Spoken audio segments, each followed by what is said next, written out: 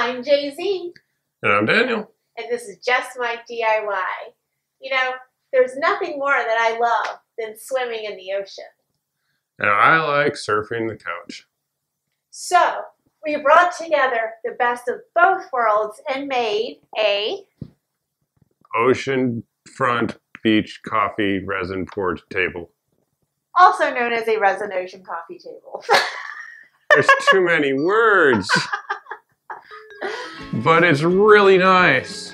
And we made it from scratch, starting with a piece of plywood, and we're going to show you how we did it right now.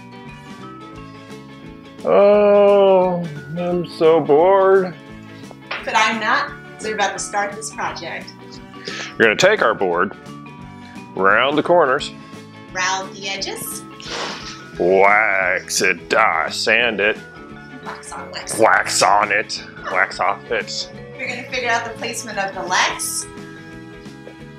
We have 4 of them. And place our sliding hidden shelf. Let's do it.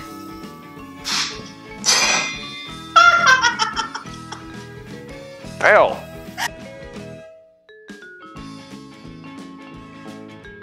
We use duct tape to mark the cuts for the corners. And then a speed square to outline the placement of the legs. We marked the location of the screws so we could pre-drill the holes to make attaching the legs easier at the end. As we started talking through the placement and function of the hidden storage, Jay-Z had a brilliant idea. We went to Ikea. They had the perfect size sliding shelves that gave us all the hardware and cut out a couple of extra steps on this project. We cut another piece of plywood to act as a stabilizer, as the top board would have too much give otherwise. We used a jigsaw to literally cut the corners and finish them off with a good sanding. While he was working on the sanding, I got the router set up. It was our first time using it, so we were a bit nervous, but let me tell you, that router made quick work of rounding those edges. Then it was more sanding. A lot more sanding. After that, we drilled the holes for these screws in the legs so we wouldn't have to put pressure on the board after it was poured. Then it was gluing down the support, clamping it, and calling it a night. With plans for 2 sliding shelves, we cut 4 pieces of wood to attach rails to. Sanded until they were even, and went ahead and attached those fully. Oh, I'm so tired. Wait, why did you take the tire off my bicycle? Oh no. Where are you going? We have to paint. Okay, so while Daniel's running off with the tire from my bicycle, we're going to finish the board. And the first thing we need to do is paint it. That'll give us a nice dark canvas to work with. So when we pour our ocean, we don't have to have as pigmented resin as we would if we just left the board bare. After that, the resin comes out. But not for the ocean just yet. We're going to do this for a seal coat, which is going to seal the wood to make sure no extra air bubbles come up when we pour our actual ocean. So, let's do it. The painting really served more as a guide and just to cover up the grain of the wood in case it showed through any of the resin. Divided the board into thirds because we wanted 1/3 sand and 2/3 ocean with 3 colors of blue fading through the ocean. Next, we created a box to catch all of the resin drips in, made sure to tape up all of the seams, and then line it in a plastic. And because resin is very temperature sensitive, we had to do this project inside and set up a makeshift workshop in the dining room. We taped the edges of the board on the underside of the table so we could try to prevent some of those drips from curing on the actual coffee table. We'll link to the kind of tape we used. And then it's so very important when you're working with resin to ensure that your creation is level before you begin. We checked it in multiple spots, then we were ready to pour. Again, this first coat was really just a seal coat, and this was meant to seal off the wood underneath, so we weren't going for significant precision here. Just enough to make sure that every inch of the board was covered, and then we ran our fingers along the edge just to make sure that we didn't have any unevenness. A quick hit with the torch ensured that we reduced the number of bubbles that would happen at this stage. Hey Daniel. Hey Jay-Z! Guess what time it is? It's Resin Ocean Beachfront Coffee Table Pouring time. I mean, he's not wrong. So it is time to pour the ocean, and we have been practicing this pour for weeks. We have done so many of these, but we only have 2 hands apiece, so we can only show you 4 of the probably dozen that we have done. Good news is we figured out the method that we want to use, and that gives Daniel the honor of doing the actual resin pour because he figured out how to make it work. So without further ado, let's do it.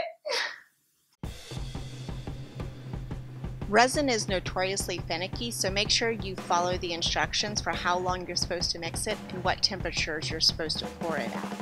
To do this big of a pour, we learned very quickly not to pour too much resin at once because it's going to try to level itself out. We laid the sand down first, and then our first 2 blues. I went to work mixing the 2 to create a nice gradient while Daniel took care of the beach line. Next, it was a line of clear, followed by a line of white, and then we started to blow the waves out with a heat gun. On this, we worked very slowly and carefully, trying to blow at the back of the line closest to the water so we could keep that nice solid front line for the waves crashing on the beach.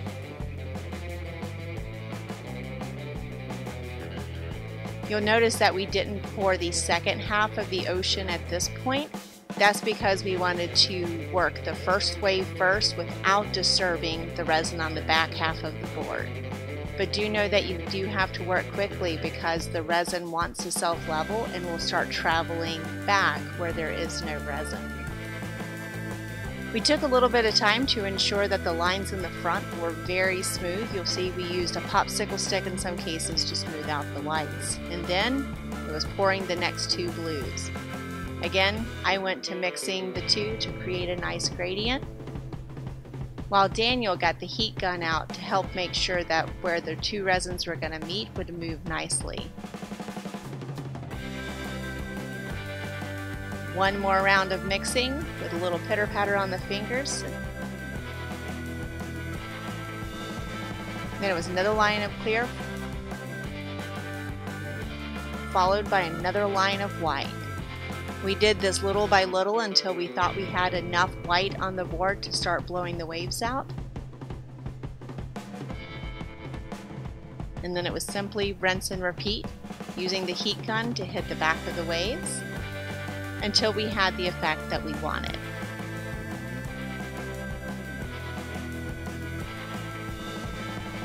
Another thing you'll learn when you're working with resin is that it does start to kick at some point, and that means that it starts to get a little gelatinous and it starts to firm up.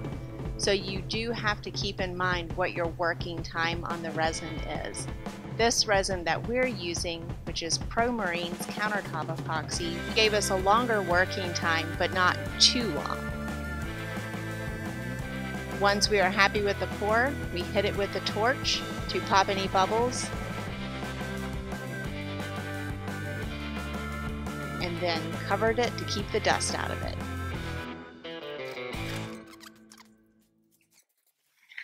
So I am stirring our resin for the flood pour on our ocean.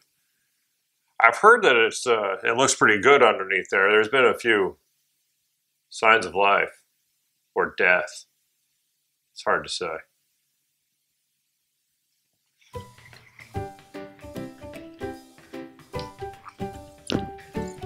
We chose to do a flood coat to add an extra layer of protection since the coffee table gets a lot of use.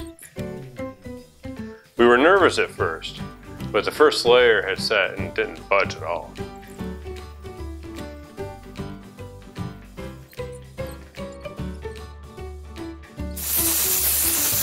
Of course, we covered it again and then left it to cure for 3 days.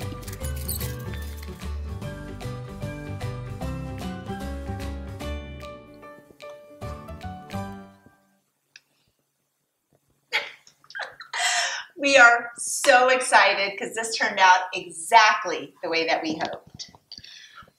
And now we need to finish it.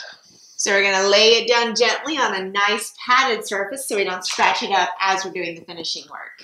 We're going to take the tape off to get rid of our stalagmites. And we're going to put our rail guards for our sliding drawers from Ikea inside of here. And then we're going to finish it off with the legs. It didn't take us long to realize that we probably should have tried to find a way to pull the tape before the epoxy had hardened completely for 3 days. It was a little harder to remove than we had hoped, and it turned out that we had a couple of chips in the board.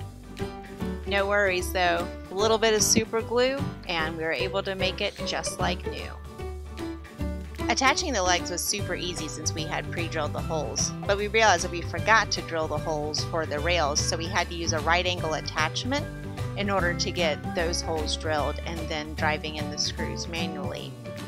Once rails were on, it was time to put in the sliding shelves. And I will tell you, we were so excited. Turns out, they're soft close, and we had no idea. So here it is, the Resin Ocean coffee table complete with hidden storage. Which is where we keep our placemats because we eat here a lot. So if you like what you saw, click the like, the subscribe, ring the bell, and check out our list of materials down below. And if you're not watching this on our website, head over to justmydiy.com for more tips, tutorials, backstories, and more. For now, we'll say cheers, and thanks for watching. Did you actually pour yourself something?